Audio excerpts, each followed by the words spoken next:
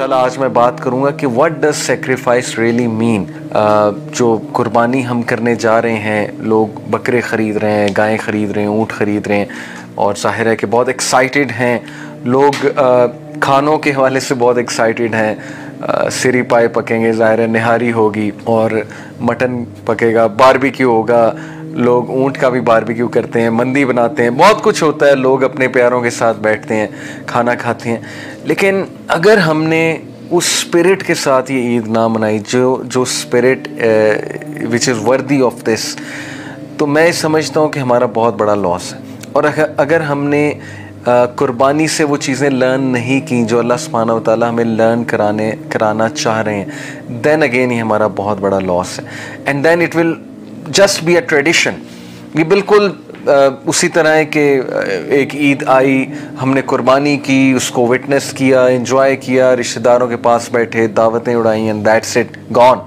Life में कोई change नहीं आई, माइंडसेट में कोई चेंज नहीं आया, हमारे रवैये वहीं के वहीं हैं, हमारा ज़र्फ़ वहीं का वहीं है, हमारी ख़ानदानी झगड़े लड़ाइयाँ वहीं के वहीं हैं, सास बहू के दरमियान जो चिपकलिश है वो वहीं की वहीं है, और घरेलू मसाइल वहीं के वहीं हैं, और तकवा बिल्कुल नहीं बढ़ा, और ज़ाहिर है कि अल्लाह ताला के साथ रिलेशन बिल्कुल नहीं बढ़ा, अल्लाह ताला का कुर्ब बिल्कुल हासिल नहीं किया, तो कुछ भी नहीं सीखा।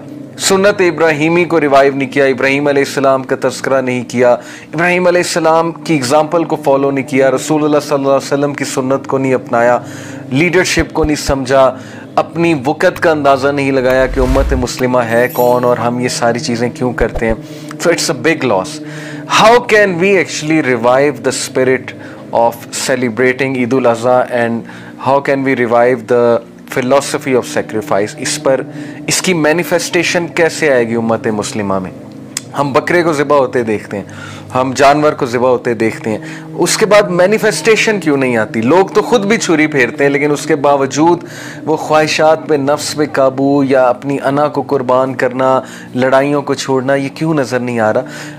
मेरे नज़दीक ये चीज़ तभी रिवाइव होगी जब हम इसका तज़किरा ज़्यादा से ज़्यादा करें, जब हम इसकी डिस्कशन ज़्यादा से ज़्यादा करें, हम अपनी यूथ को आगाह करें, लोगों को एजुकेट करें इसकी फ़िलासफ़ी के बारे में। दैट्स वाई दिस कॉन्फ्रेंस, ये कॉन्फ्रेंस का यही मकसद है। यूथ क्लब इसको इसलिए अरेंज कर रहा है इन बेस्ट 10 डेज़ में इंशाल्लाह विद 10 डिफरेंट स्पीकर्स। तो जैसे कि मैंने शुरू में कहा कि मेरा जो आज का टॉपिक है कि what does sacrifice really mean.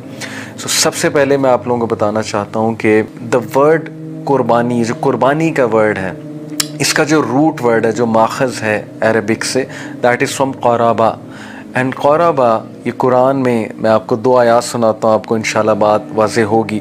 सूरह बनी इसराइल में वर्स 32 में अल्लाह फरमाते हैं वला तक़रबुज़ ज़िना, कि ज़िना के करीब भी ना जाओ। तक़रबू क़राबा से निकला है, तक़रबू, ज़िना के करीब भी ना जाओ। फिर सूरह अल बकरा में वर्स 35 में अल्लाह कहते हैं वला तक़रबा हाज़िहि शजरा। हज़रत आदम अलैहिस्सलाम को इंस्ट्रक्शन दी थी ना कि उस शजर के, उस दरख्त के करीब भी ना जाना, वला तक़रबा, उस शजर के करीब भी ना जाना।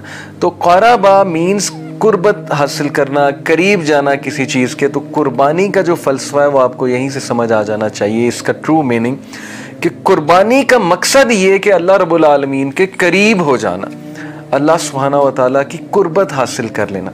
एंड ट्रस्ट मी, जितना इंसान अल्लाह ताला के करीब होता जाता है, जितना वो अल्लाह की कुर्बत हासिल करता जाता है, उतना वो स्ट्रॉन्ग बनता जाता है, उसकी पर्सनैलिटी उतनी स्ट्रॉन्ग बनती जाती है, वो परवाज करता जाता है। जैसे अल्लामा मोहम्मद इकबाल रहिमहुल्लाह ने कहा था ना शाहीन के बारे में, कि शाहीन का विजन, शाहीन की परवाज, शाहीन कब की दुनिया ही एक और है, उसका वर्ल्ड ही एक और है। वो ये छोटी छोटी प्रॉब्लम्स और चंचलों से नहीं घबराने वाला है, उसकी नज़र ही कहीं और है। जैसे उन्होंने कहा ना, सितारों से आगे जहां और भी है, अभी इश्क इम्तिहां और भी है, अगर खो गया एक नशीमन तो क्या गम, मकामात आहो फगा और भी हैं।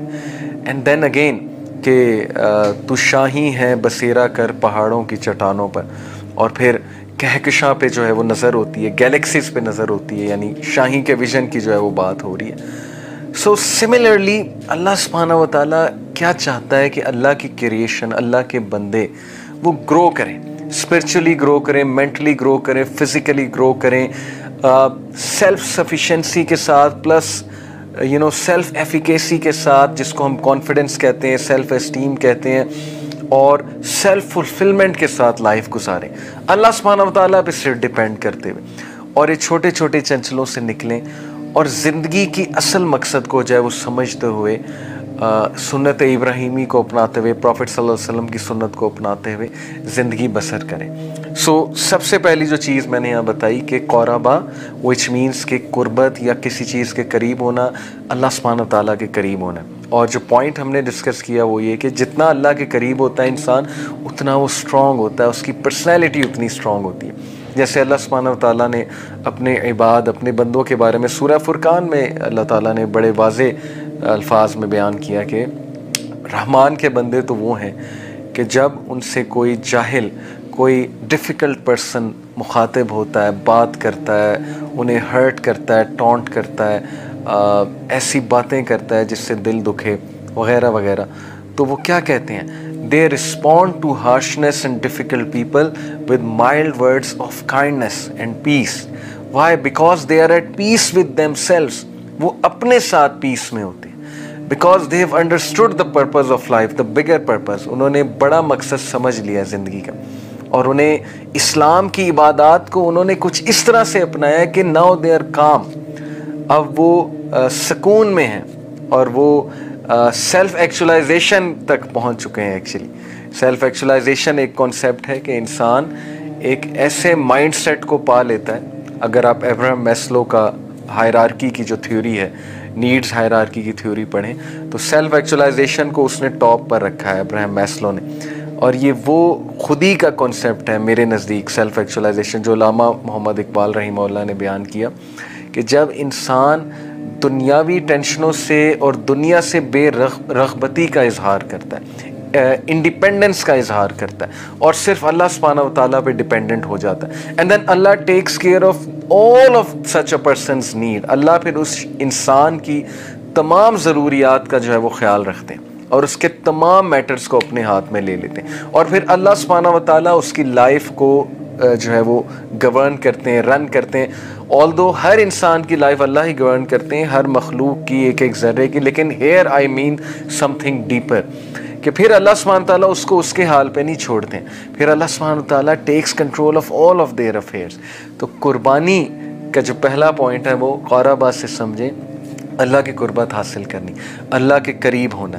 कैसे होना है इंशाल्लाह वो अभी मैं सारे स्टेप्स आपको बताता हूँ। अच्छा, को क्यों ज़िबा करते हैं, और फिर दीन में और भी इबादत हैं उनके बारे में भी सवाल किया जाएगा। सो हमें ये समझना, वी हैव टू अंडरस्टैंड कि दीन Islam is the most practical way of life and it is the solution to all the problems of the world. और किस तरह से ये हमारी जहनी नशोनुमा, हमारी रूहानी नशोनुमा, हमारी जिस्मानी नशोनुमा करता है। देखें, कोई भी चीज़ जो ये क्लेम करती है ना कि वो बेस्ट वे ऑफ लाइफ है और वो बेस्ट सिस्टम है, तो उस चीज़ के थ्रू इंसान की ये तीनों नशोनुमा होना बहुत ज़रूरी है। यानी फ़िज़िकल नशोनुमा, spiritual grooming, physical grooming and mental grooming, it is very important.